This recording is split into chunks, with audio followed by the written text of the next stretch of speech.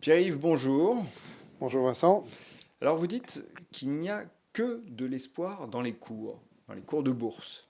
Est-ce qu'on peut vraiment considérer que les cours aujourd'hui ne sont que le reflet d'un optimisme un peu échevelé?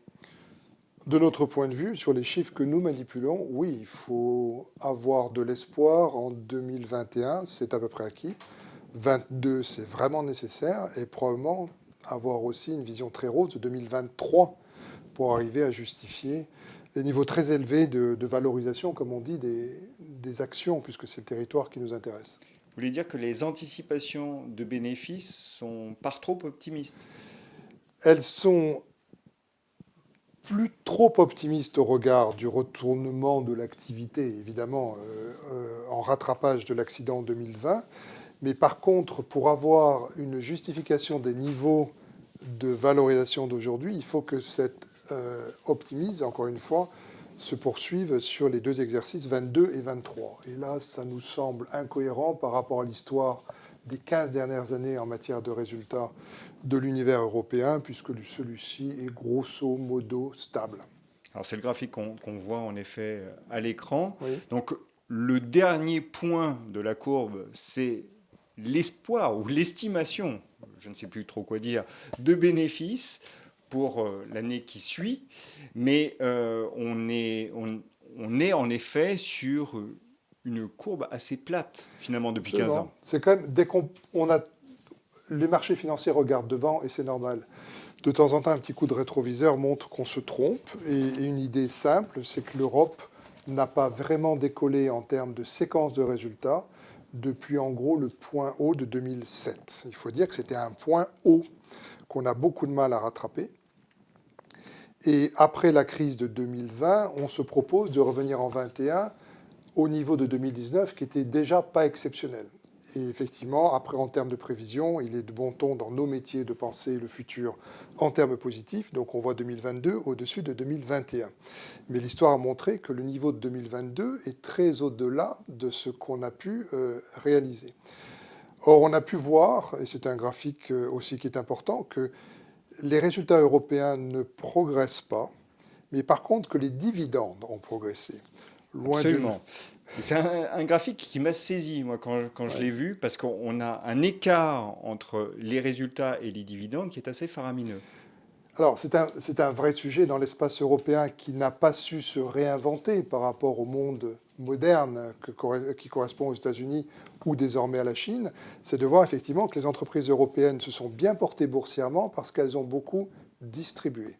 Mais en termes d'investissement ou d'innovation, on peut peut-être se dire que l'univers qui nous intéresse, qui est l'indice principal, le stock 600, n'est pas franchement en pointe.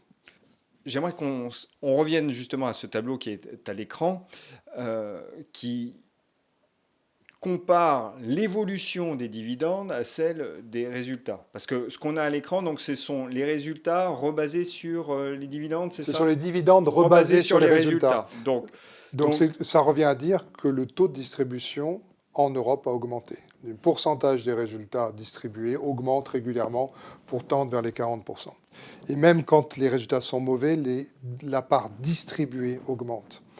Il faut se rappeler, c'est toujours une petite incidente, que les banques ont été interdites de distribuer dans la crise, ce qui n'a pas empêché un taux de distribution collectif plutôt plus élevé.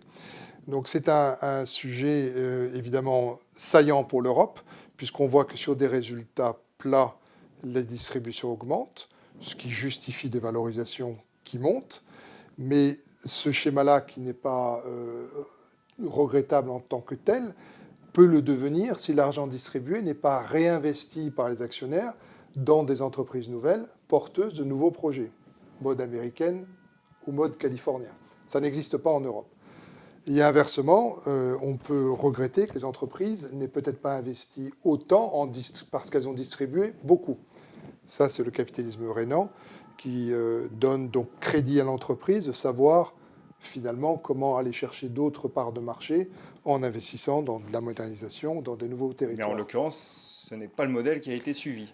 Alors, il est suivi de façon assez régulière par la partie germanisante de l'Europe, et c'est beaucoup moins clair sur la partie latine, pour faire court. chez les Latins, finalement, on s'est un peu comporté comme des investisseurs anglo-saxons pour ce qui est des dividendes et moins pour ce qui touche aux investissements. Ben, je le résumerais volontiers comme ça, oui. Bon, ça, c'est peut-être un souci à terme pour les entreprises qui ont eu ces pratiques ou qui Oui, les ont. oui, surtout si les marchés financiers sont plus tard peut-être moins porteurs. Aujourd'hui, on est dans une période absolument très très favorable à l'investissement. Si les entreprises ne le saisissent pas aujourd'hui pour mener des grands projets structurants de leur futur à 5-10 ans, il y aura peut-être une fenêtre qui aurait été ratée. Quand on regarde les PE, Mhm. et là j'ai le PE de votre univers couvert Oui. par votre bureau, on est au plus haut. Alors c'est un chiffre qui est spectaculaire puisque l'ensemble de l'univers, y compris valeurs financières qui sont traditionnellement sur des PE assez bas, cet univers complet se traite à 19,5 fois les résultats 2021, ce qui dans l'absolu est un niveau extraordinairement élevé. Avant que l'argent soit facile, il faut rappeler que quand l'argent est facile, les PE montent, mais avant que l'argent soit facile, on considérait qu'un PE normal se situait entre 15 et 20. Là, donc, on a une moyenne à 19,50. Et quand on enlève les banques, on est à plus de 21 fois, ce qui est spectaculaire.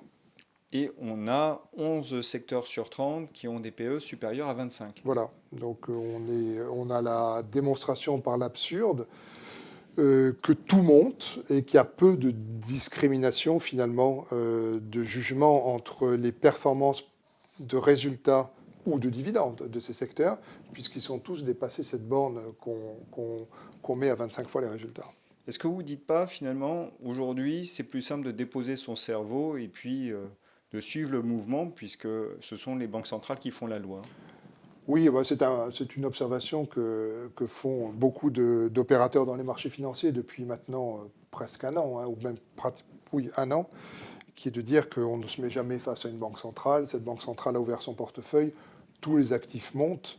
On a des cas absurdes, puis je crois qu'on pouvait citer l'information selon laquelle même la dette grecque se traitait à des niveaux de rémunération négatifs, c'est-à-dire que on prête au gouvernement grec pour qu'il nous, enfin, on donne de l'argent pour que le gouvernement grec prenne le nôtre. C'est un petit peu un paradoxe quand on se souvient de 2012. Oui, sans contrepartie. En fait, on va Sans le aucune payer pour qu'il contrepartie. prenne Ouais. notre argent. Alors, voilà, donc quelle que soit la classe d'actifs, on a des pointes qui indiquent effectivement que l'intelligence du sectoriel, l'intelligence de connaissance des dossiers est un peu secondaire par rapport à la notion de sentiment boursier qui, elle, reste extrêmement positive. Mais on sait que les choses tendent à revenir à un moment, pas à la normale, mais à un univers plus connu, Oui, historiquement. oui. Historiquement, voilà, se rapprocher des communs historiques. Alors, si on considère les marchés au travers de ce prisme-là, qu'est-ce qui est dans les cours? Ça, vous nous avez répondu juste de l'espoir. Qu'est-ce qui n'est pas dans les cours aujourd'hui? Par construction, les accidents potentiels. Mais alors, oui, vous doutiez bien que je voulais vous amener à cette question-là, mais sans qu'on fasse une liste Oui, de cas de figure, tous plus improbables les uns que les autres. Là, ce que j'aimerais, c'est que vous, qui avez une certaine expérience des marchés, puisque ça fait plus de 35 ans que vous êtes dessus, vous nous donniez les risques qui, pour vous, les risques majeurs, réellement, qui risquent à terme de perturber au moins les marchés dans leur optimisme. Alors, il y en a un qu'on va évacuer, c'est l'inquiétude des marchés sur le changement d'attitude des banques centrales. Comme il n'y a pas un investisseur ou un professionnel qui ne regarde pas cette dimension-là, le risque d'anticipation est quasiment nul. C'est-à-dire qu'on va arriver en douceur à une correction d'attitude des banques centrales. On met ça de côté. Donc, ce que vous êtes en train de dire, c'est que même une inflexion du discours des banques centrales ne devrait pas provoquer de séisme majeur sur les marchés. C'est notre côté optimiste. On peut se référer effectivement à des années comme 1994, c'était une catastrophe. Mais là, on pense que la leçon a été apprise. Les banques centrales sont prudentes. Ou même en 2018, puisqu'on a vu ce problème-là. Ce que l'on voit moins, c'est l'interconnexion de tous les marchés. On l'a dit, toutes les classes d'actifs montent ensemble. Et il y a un acteur essentiel dans les marchés financiers dont on ne comprend rien, il s'appelle quand même la Chine. Il est désigné du doigt par beaucoup depuis plus de 2 ans maintenant comme étant devenu un acteur essentiel, à la fois par son poids industriel, son poids financier, son poids dans la réglementation et son poids militaire. Tout indique que la tension entre la Chine et l'Ouest est en train de monter. Quelle forme elle prendra? Quel bon sens interdira éventuellement un accident de comportement sur la Chine ou une escalade? On ne sait pas, mais il est évident que la Chine va poser des problèmes, et même la Chine de l'intérieur pose des problèmes. C'est un sujet qu'on a déjà abordé. L'endettement chinois est considérable, et il est plutôt discret. C'est de l'endettement régional, ce sont des autorités locales. Le gouvernement chinois a lui-même d'immenses difficultés à arriver à synthétiser tout ça. Il voudrait bien que son système bancaire le traite, mais c'est extrêmement compliqué. Et on peut avoir des accidents, notamment dans l'immobilier chinois. C'est quand même, donc c'est lourd. On parle de 2000 milliards d'encours de dettes qui sont potentiellement un problème en Chine. Même s'il y a un parti pour gérer ça, ça peut éventuellement donner lieu à des accidents. Oui, parce que c'est un peu la réponse très très cynique que certains opposent. C'est mais de toute façon, c'est un régime autoritaire. Il a les moyens de tout réguler et de tout régler. Voilà, mais ce n'est pas intellectuellement possible d'envisager qu'il ait tout le temps une vision juste de la façon de traiter ces problèmes. Il y a aussi un sujet qui nous préoccupe énormément, c'est la déferlante ESG. L'obligation qui est faite aux entreprises cotées d'être la prolongation d'une volonté politique, de tendre vers du moins de carbone, est une obligation extrêmement onéreuse.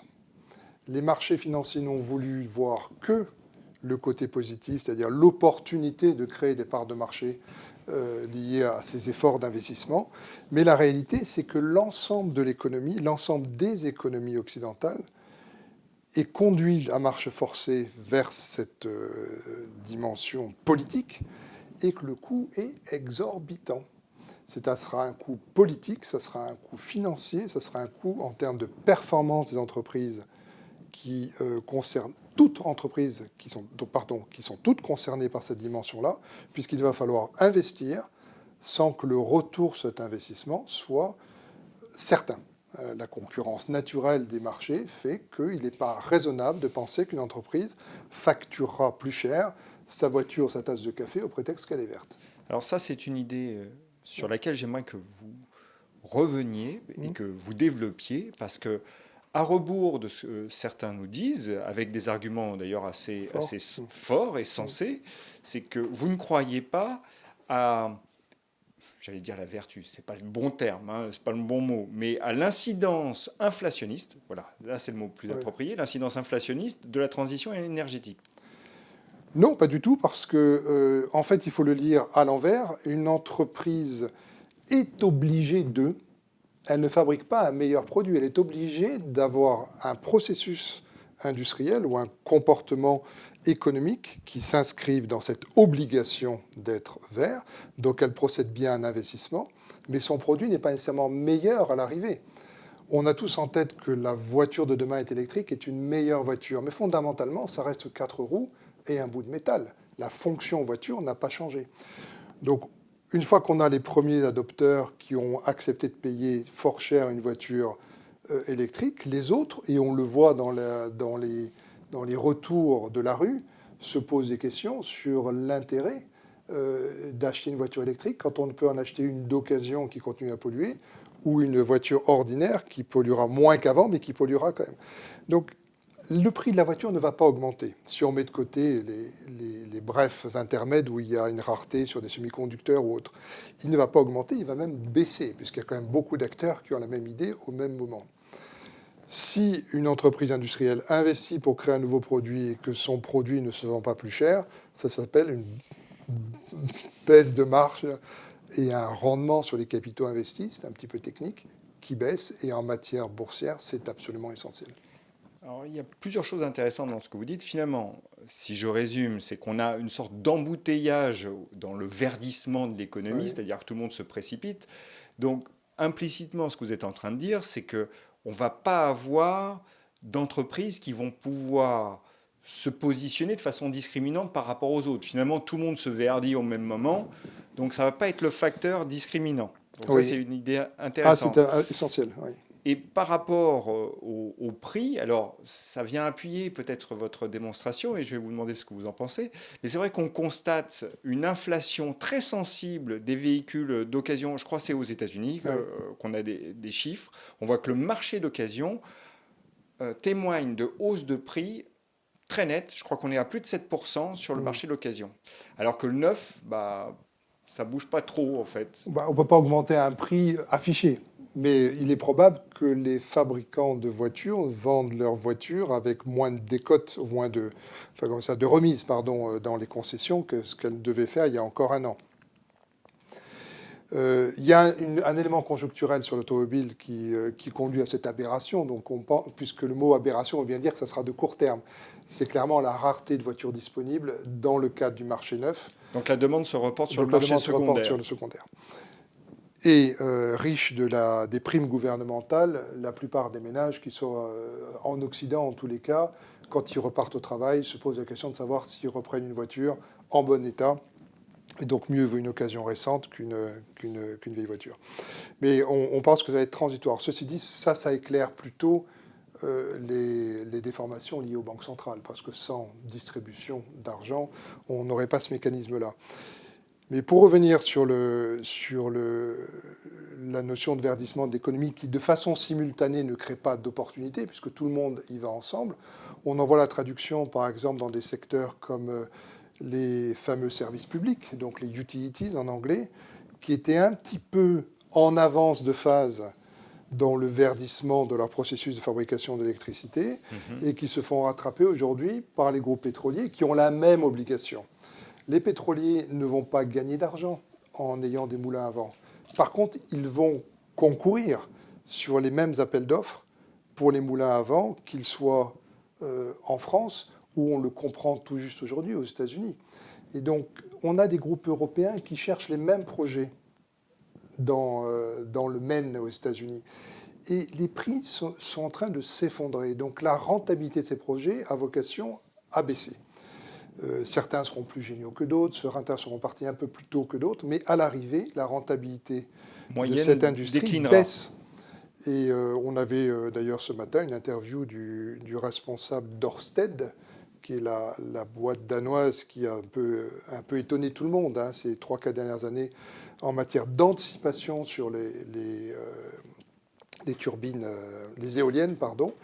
Et ils admettent aujourd'hui que c'est extrêmement difficile, face à la concurrence des groupes pétroliers, d'arriver à avoir des résultats en croissance. Donc la pression qu'exercent les groupes pétroliers sur le marché vert, parce que réglementairement, on leur impose de se Mm, verdir. Hein.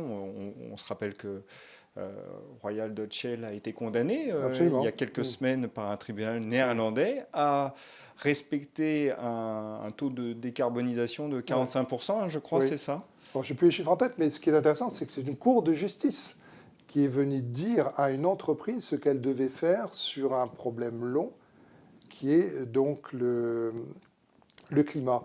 Et la Cour de justice s'exprime par rapport à une volonté politique, puisqu'elle a été inscrite en fait en 2015 dans les accords de Paris. Et les marchés financiers n'ont pas vu venir en fait ce côté rouleau compresseur de l'obligation de faire. Je m'arrête un petit peu sur les secteurs, on va en reparler plus tard, Mm. mais du coup, dans cette course effrénée au verdissement, est-ce qu'il vaut mieux jouer les utilities ou les pétrolières? Alors c'est un beau débat. Je dirais qu'il y a un peu, de façon classique, il y a deux logiques. Il y a ceux qui estiment qu'il ne faut être que sur des entreprises qui font déjà bien les choses. On va dire les utilities, puisqu'elles ont un parc plutôt vert aujourd'hui. Et puis il y a ceux comme nous qui nous disons que finalement, ce qui nous intéresse, c'est d'encourager le capital à accompagner la décarbonisation. Et là, si les groupes pétroliers vont dans cette direction, et ils vont fort en redéployant le capital pétrole, enfin, ou la richesse pétrole vers des techniques de verdissement de l'énergie, la collectivité y gagne. Donc ça, c'est une lecture en dynamique. Mais évidemment, la transition d'un pétrolier de son métier actuel vers une utilities de demain est une transition longue, probablement ambivalente à beaucoup d'étapes, et donc parfaitement contestable du point de vue des gens qui sont raisonnablement les gardiens, en quelque sorte, d'une orthodoxie verte. Traduction. Les marchés financiers, pour nous, vont vers le mouvement. Et donc la dynamique nous semble être plutôt en faveur des pétroliers. Voilà.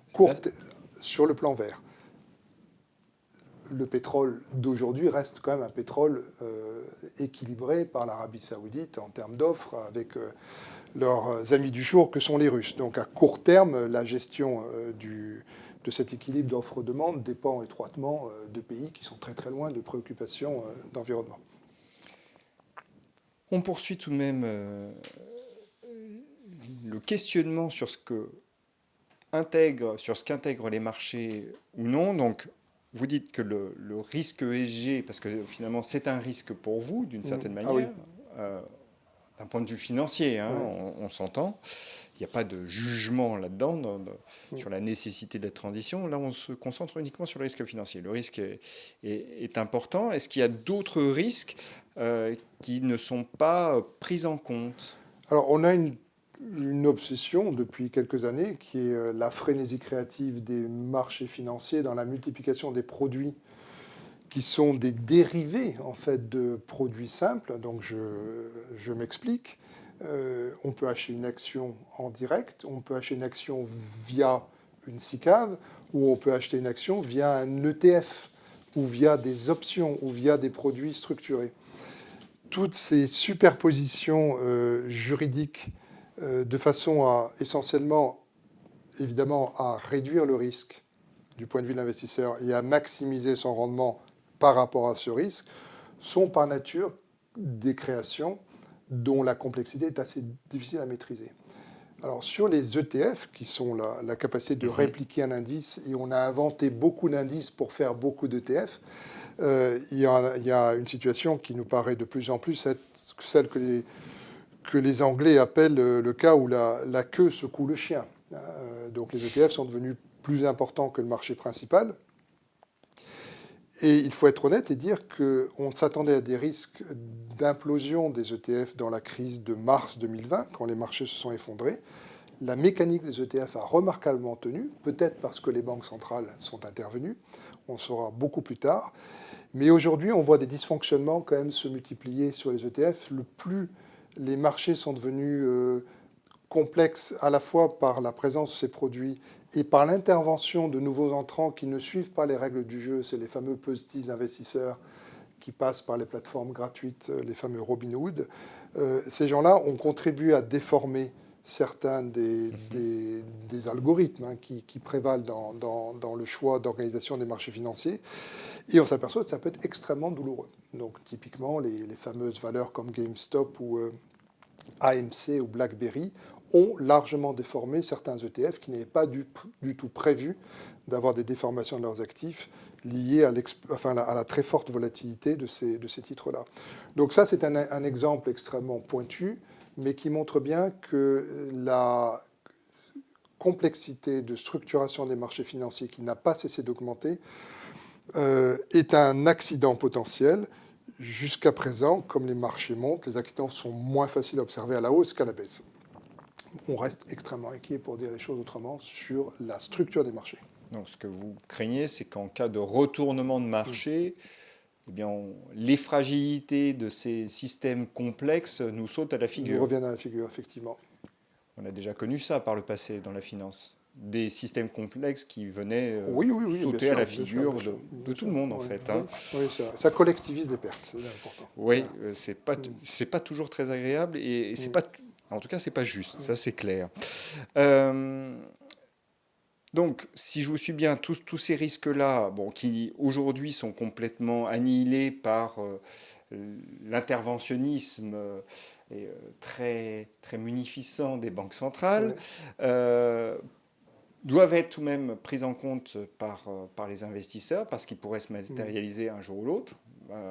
En tout cas, si un retournement de marché s'opère, et dans le cas de l'ESG, ça sera quelles que soient les circonstances. Et vous écriviez même récemment, il faut un sacré courage pour chevaucher une telle bulle de liquidité. Donc, qu'est-ce qu'on fait quand on est investisseur aujourd'hui? Est-ce qu'on peut avoir vraiment une approche sectorielle dans le cadre actuel ou est-ce qu'il faut faire juste du stock picking, essayer de repérer quelques valeurs pas trop valorisées justement et qui ont des profils de croissance de bénéfices relativement solides, plutôt qu'attrayants, hein, je dis juste solides. Quelle est pour vous finalement la boussole qu'on doit utiliser? Alors, les logiques sectorielles ne se paraissent plus du tout pertinentes, mais c'était même avant la crise Covid qui a bien montré que ce n'était pas le bon angle de lecture. Et d'ailleurs, beaucoup d'investisseurs, même type hedge fund, ont beaucoup souffert de ça. Parce que les rotations sectorielles sont trop rapides? Les rotations sectorielles sont extraordinairement rapides. Et elles se font, puisque personne n'a de vision longue. On prend beaucoup de risques parce qu'en fait, on ne comprend pas. On sait vraiment que l'argent est facile, mais on ne comprend pas ce qui va se passer. Donc il n'y a pas de vision sectorielle en tant que telle. Donc le sentiment change très très vite. Et pour donner un exemple, on a dit souvent avec notre point de vue européen que ce qui faisait un secteur, c'était Boris Johnson. La vitesse de vaccination, la vitesse d'ouverture des pubs, la vitesse de libération des Anglais quant à leurs vacances. Donc on a des secteurs qui vont et qui viennent simplement sur ces thématiques-là. C'est extrêmement compliqué pour un investisseur normalement constitué de faire tourner sa lecture boursière sur un rythme hebdomadaire, en gros. Donc, hors de question. Le deuxième point, c'est que les lectures classiques d'une entreprise, les séquences de résultats et la valorisation de ces résultats, c'est évidemment la base. Mais quand l'argent est extrêmement facile, ce n'est pas le point de vue discriminant. Donc on est un peu embêté par ça, puisqu'on sait très bien qu'il y a des valeurs qui sont intrinsèquement de meilleure qualité que d'autres. Mais il vaut mieux aller, quand l'argent est facile, on le sait tous, chercher les plus mauvaises entreprises, parce que c'est celles qui vont le plus bénéficier en relatif d'une reprise économique. Donc ça, on met de côté comme lecture. Et la lecture qui nous reste, elle, malheureusement, qualifiée de bon père de famille, hein, c'est d'aller revenir vers des sociétés dites de grande qualité. Elles ne sont pas très très nombreuses sur les 460, 70 sociétés que suit Alpha Value. Il y en a une cinquantaine qui rentrent dans cette case-là. Les noms sont extrêmement connus. Ça va de Roche à Atlas Copco en passant par, je ne sais pas moi, Novo Nordisk. Ce sont des sociétés qui sont très bien identifiées et qui se traduisent par un point fondamental, c'est la stabilité de leur marge, l'excellence de leur bilan, c'est-à-dire qu'il n'y en a en gros aucune qui ne rentre pas dans un single A en termes de rating, c'est-à-dire l'excellence en termes de qualité de bilan. Et il apparaît, et c'est un sujet extrêmement perturbant, que ces sociétés-là ont tendance à être aussi excellentes sur les thèmes ESG. Tout simplement parce qu'elles sont capables de traiter ces sujets, vu leur puissance financière, et donc elles s'adaptent. Donc du point de vue du ressenti de l'investisseur, elles ont l'air de cocher toutes les cases. Et évidemment, elles sont parfaitement liquides, c'est-à-dire qu'en cas d'accident boursier, l'affaire pourra baisser, mais ne baissera en principe beaucoup moins que les autres. Donc voilà un peu l'élément. On est clairement inquiet sur le niveau de valorisation. On sait qu'il y a des sociétés de grande qualité qui n'ont pas vraiment performé depuis le début de l'année, et que tout naturellement, pour quelqu'un qui rentrerait dans les marchés aujourd'hui ou qui s'inquiéterait des marchés, la réponse est là. C'est sur ces titres de très grande qualité. Donc une approche vraiment de stock picking, pas d'approche sectorielle. Pour autant, pour avoir lu certains des papiers que vous commettez, vous aviez un avis plutôt favorable vis-à-vis du secteur de la pharmacie. Alors oui, mais c'est typiquement dans la dimension un peu contrariante qui est la nôtre, puisque le secteur ne faisait rien dans la crise Covid. On se retrouve sur des niveaux de valorisation du secteur qui, je vous rappelle, est fait d'énormes sociétés européennes à côté des grandes sociétés américaines, donc c'est extrêmement concentré quand même. Ce secteur-là étant très en retard et constituant des fonds de portefeuille pour tout le monde, c'était important de voir est-ce que le futur de ces entreprises est vraiment remis en cause, et la réponse est non.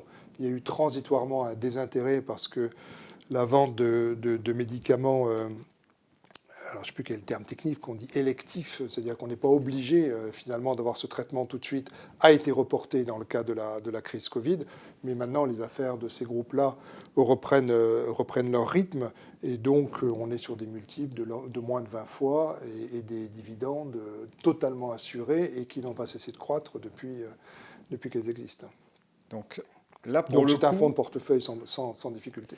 Très bien. Quand on considère, vous avez peut-être quelques noms de sociétés à nous donner, puisque vous avez pour vos clients des modèles de portefeuille actifs et buy and hold. Oui. Si je vous suis, la période n'est pas non plus tellement au buy and hold, il faut pas mal de réactivité. Oui, alors on peut effectivement, pour ceux qui veulent prendre un petit peu de risque, accompagner les mouvements je dirais, les grandes thématiques. Donc il y a une thématique qui a été très forte, c'était les valeurs dites cycliques, ou cycliques profondes dans le vocabulaire français.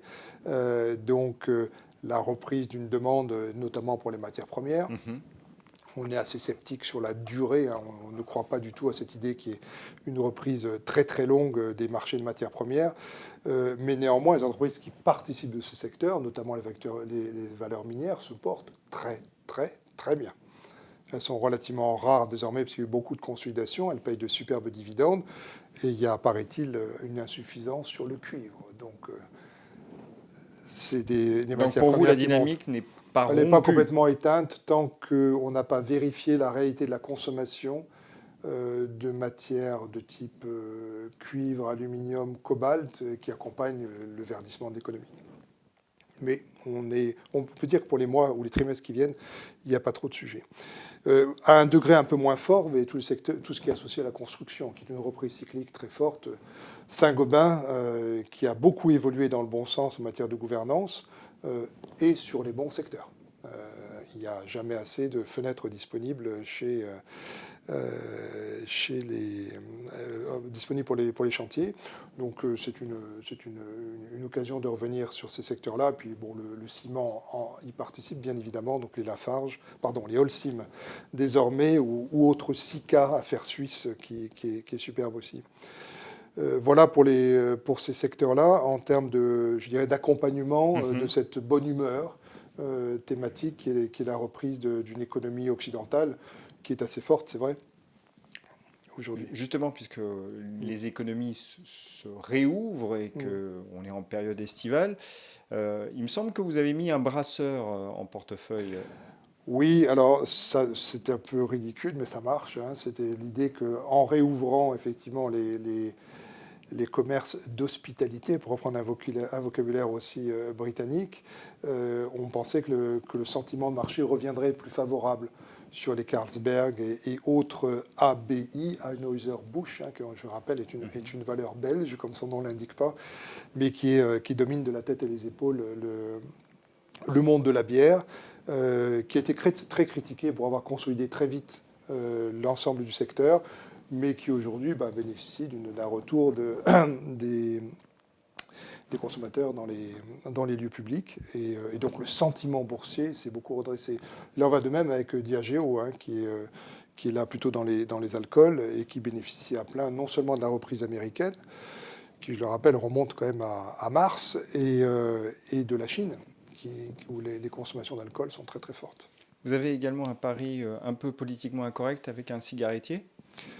Oui, on aime bien ça. Cette affaire donc s'appelle British American Tobacco, donc BAT pour les intimes, qui est assez surprenante parce que ses résultats n'arrêtent pas de croître alors qu'elle essaie de recaler lentement mais sûrement son offre de produits de moins en moins licites, le tabac, en ayant des produits de plus en plus acceptables. Et de façon assez surprenante, alors le bilan est formidable, les dividendes sont formidables, la croissance reste tout à fait soutenue.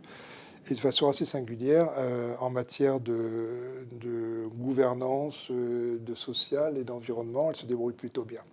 Vous voyez, c'est un peu comme le pétrole, ça ne tombe pas spontanément dans les bonnes cases, mais quand on met toutes les sociétés côte à côte sur ces sujets-là, quelques affaires qui tombaient dans la case vice historiquement, hein, c'est-à-dire beaucoup de fonds d'investissement refusaient de rentrer dans ce type d'affaires, on s'aperçoit qu'en fait, elle touche les bonnes cases dans le détail. Est-ce qu'il y a pas un secteur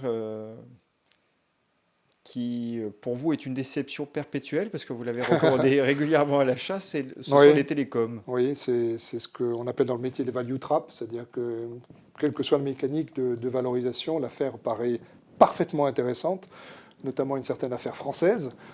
Donc je fais allusion à Orange, bien sûr, parce que c'est beaucoup moins clair. Enfin, Bouygues se porte en comparaison beaucoup mieux.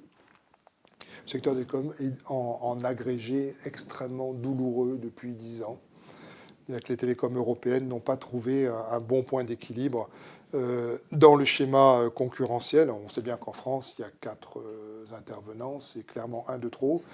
En Europe, pour des raisons diverses et largement voulues par l'Union européenne, il n'y a pas de faculté de battre monnaie quand on est opérateur de télécom, donc c'est une éternelle déception.